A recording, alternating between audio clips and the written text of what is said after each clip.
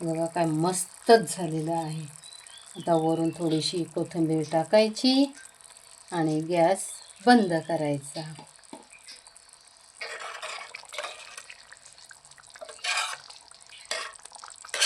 हे बघा काळ्या वाटाण्याची उसळ काय भारी झालेली आहे। काळ्या वाटाण्याची उसळ करण्यासाठी एक मध्यम आकाराचा कांदा बारीक कापून घेतलेला आहे, म्हणजे असा लांब लांब कापून घेतलेला आहे।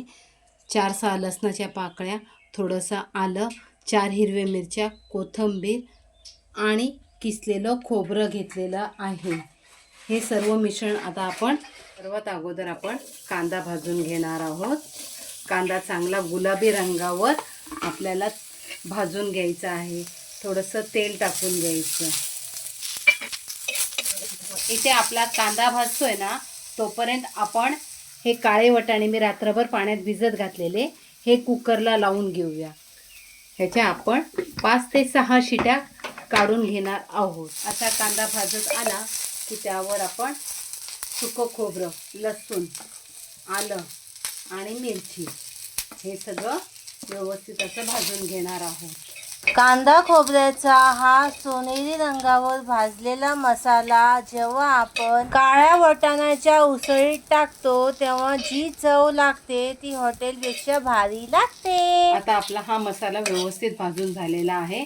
आता आपण हा काढून घेऊया आणि थंड करून मिक्सरला लावून वाटून घ्यायचा आहे।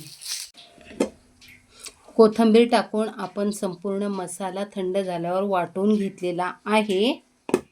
4 लसूण पाकळी ठेचून घेतलेली आहे। आपल्याला फोडणीसाठी कढीपत्ता लागणार आहे। आता आपण कढईत तेल टाकून घेऊया। तेल गरम झालं की त्यावर आपल्याला लसूण टाकून घ्यायचा आहे।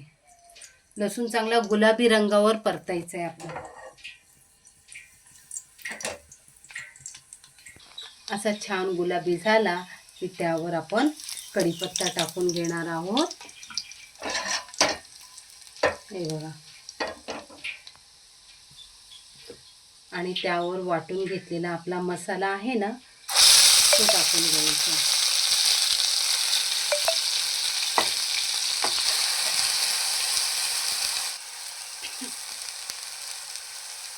आता त्यावर आपण काही पावडर मसाले घेतलेले आहे। घरगुती लाल तिखट, हळद, गरम मसाला। त्याला तेलावर व्यवस्थित असं आपण फ्राय करून घेऊया। इथे आपले वाटाणे पण चांगले शिजून झालेले आहेत। आता यात आहे ना 1 चमचाभर वाटाणे आपण मिक्सरच्या भांड्यामध्ये टाकून घेणार आहोत। आणि हा खूप मोठा टोमॅटो आहे म्हणून यातला मी अर्धाच टोमॅटो घेत आहे। हा टोमॅटो आपण आणि काळे वाटाणे मिक्सरमधून फिरवून घेऊया।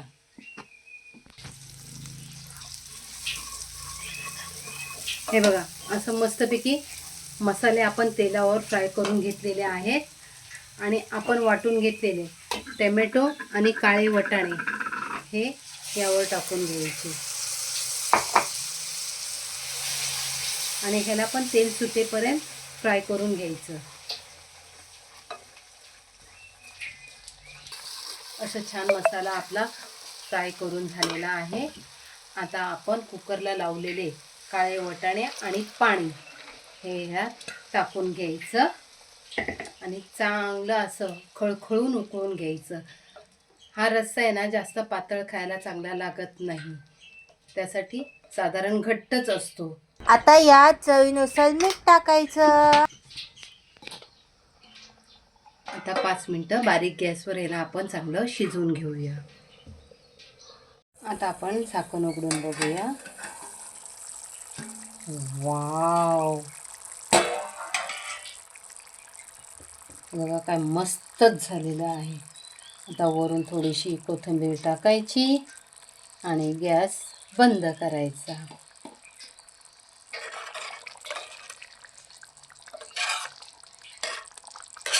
हे बघा काळ्या वाटाण्याची उसळ काय भारी झालेली आहे।